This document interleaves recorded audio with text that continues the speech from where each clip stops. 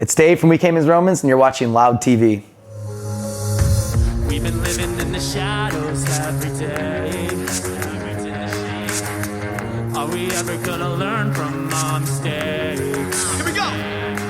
Our innocence, our ignorance, we're lost but they'll be found. The innocence of years we spent. You with me, LA? I remember the days between the past and the past. We were never afraid of places unknown. There was nothing to fear. There was faith in the air.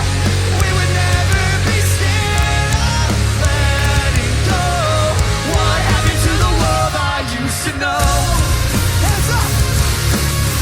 What happened to the world I used to know?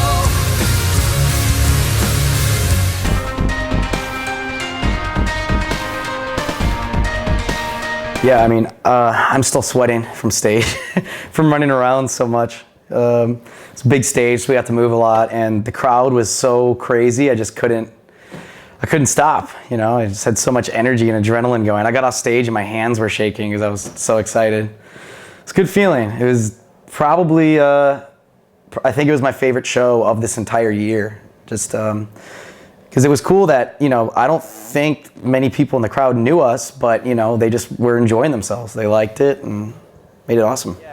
Yeah, it's the first time we've been on tour with them, with One OK Rock, and like the very first day, we just hit it off and made friendships, and then, yeah, every day we just become better and better friends. And one day we were all sitting at lunch, and Taka was like, yeah, I want to sing The World I Used to Know. I was like, you can sing The World I Used to Know anytime you want. Just tell me when. He's like, okay. So we practiced it and came up, and then, you know, Ryota and Tomo wanted to come up and play something, so we had them come up and tear it down, and Toru wanted to play guitar in The World I Used to Know. So it's been fun, man. They just come up on stage and play stuff with us. Andy goes up and plays a song on bass with them, and it's been fun. They're good guys, and they know how to have fun on tour, which, you know, is always a good thing. It makes tour much more enjoyable. It's the first night Taka's came up, but Ryota and Tomo have been coming up for, I think, about a week now. Yeah, they've been coming up quite a bit. They were so excited too. I told them, I was like, anytime you want to, and they're like, every night. I was like, okay, every night, come on.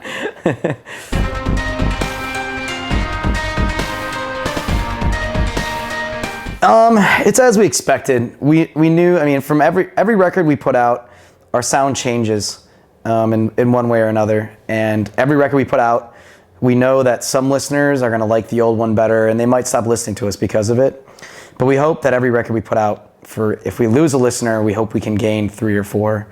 And this record, you know, did just that. I think we've lost a few listeners, but at the same time, it's opened a lot of doors for us, and we've made a lot of new fans from it, which is cool. Like, we wouldn't be on tour with One OK Rock right now if it weren't for this record, for example. So that's one thing, you know, and a lot of material we're playing on this tour is from the new record, and it's helping us gain a lot of new fans. And it's also, the way it's selling, it's projected to be our best-selling record to date.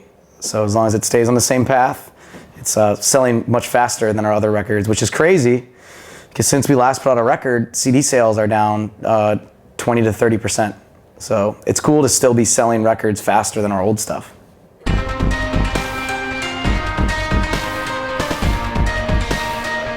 We self-titled it because this record, more than any record we've done, I think represents our band better, because all 6 of us got involved in the writing. It just seemed like a good representation of who we are as a band. You know, 6 of us all coming together on one project. And also, yeah, this record is a closing chapter for the story we've been telling of this character that's on the front of each CD. And yeah, so we're closing this chapter, and it's the start of a new one. So we figured it'd be appropriate to title it We Came as Romans. It's definitely very honest. That's exactly how we wrote it. We wrote exactly what we want to play, what we like to listen to, you know, what we want to hear. And lyrically, it's the same way too. We didn't really hold anything back. In the past, we've been scared to touch on any negative topics, I guess you could say. And On this record, you know, we kind of realized you can write about things that upset you, and you can write about negative things, because you're hoping that from shedding light on them, there's going to be a positive change from it. And that was a big mindset change for all of us. You know, lyrically, this record is a little bit darker, but in the end, you know, we're just hoping for a positive change to come out of it. Do you write lyrics with Kyle, or how's the business inside?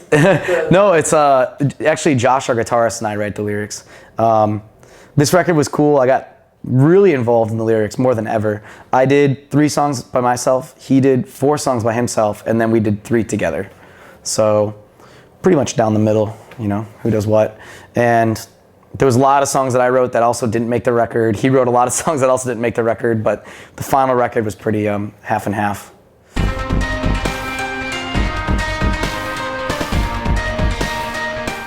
Yeah, I mean, this record, it's pretty cool because I took a lot of steps vocally on this record because I had to. Our producer was like, you gotta become a better singer. And I was like, okay. So I took about 3 months worth of vocal lessons, which is the most vocal lessons I've ever had.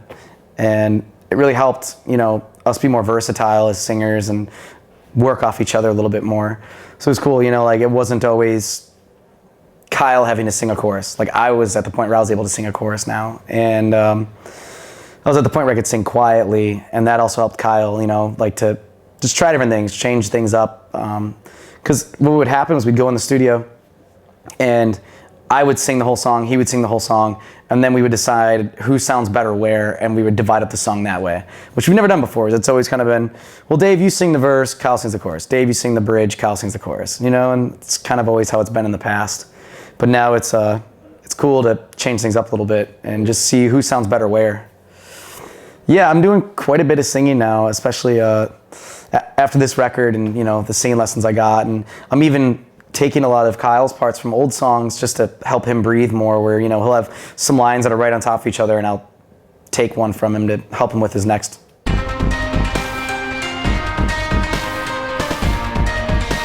Yeah, he's, you know, you work with a lot of producers, and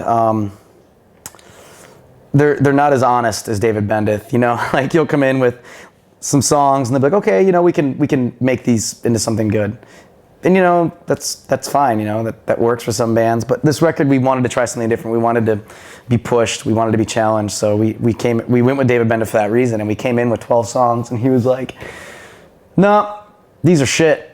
He's like, you've already done this. You've already made this record.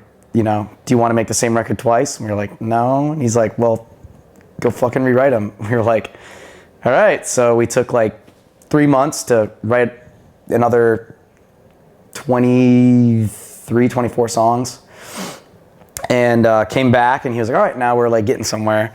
So yeah, we basically started the whole thing over. And then from that moment on, you know, he just was really pushing us to record everything the best we could. Like if I was having a rough day, wasn't feeling it, he'd send me home, you know, he'd be like, come back tomorrow, try again. There were parts of this record, like the verses of Pray For Me, that, you know, I probably sang those verses each 300 times. You know, we'd spend days on just one part singing a song until I had no voice left. It was crazy, you know. It was the same with Kyle. Kyle would sing something, it'd be good for a couple days, and then David would listen to it and be like, no, he needs to redo it, and he'd send him back in there and made him just sing until he was hoarse, you know, until he got the right take. So it was cool, and we've never recorded that way. You know, a lot of times it's like, oh, close enough, we'll tune it, we'll put this effect on it, we'll quantize it and leave it. David wasn't like that. He really wanted it. He wanted it to be sang perfectly, because as soon as you start fucking with a vocal in the computer, it makes it sound less human. It takes the emotion out of it. So he wanted it to sound raw and real, and as if, you know, I was singing right to your face. Yeah, it was really difficult. I'm not gonna say it was easy, but coming out of it, I think, you know, we're a better band, we're better singers, we're better songwriters, you know, and I think it's because he pushed us to do that. You know, he knew we could do better, and he made us do better.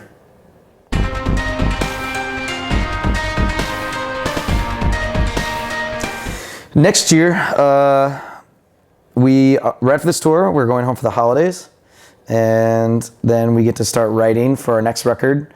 And we're actually going to release a record pretty quickly, because our record deal in America with Equal Vision is expiring.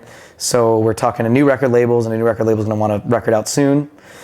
So usually we do 2-year cycles, 24-month cycles, but this one might be between 18 and 24, so maybe a little sooner. So yeah, we're starting to write really early. We have 3 months off to just songwrite and write. And then we have plans to tour America in the spring, and then we're coming back to Europe for festival season, which is gonna be really fun. And we're gonna be playing some dates in between festivals as well at clubs and different venues. So it's gonna be a good summer. Here we go. Our innocence, our ignorance, we're lost, but they'll be found. The innocence of years we spent. You with me, LA?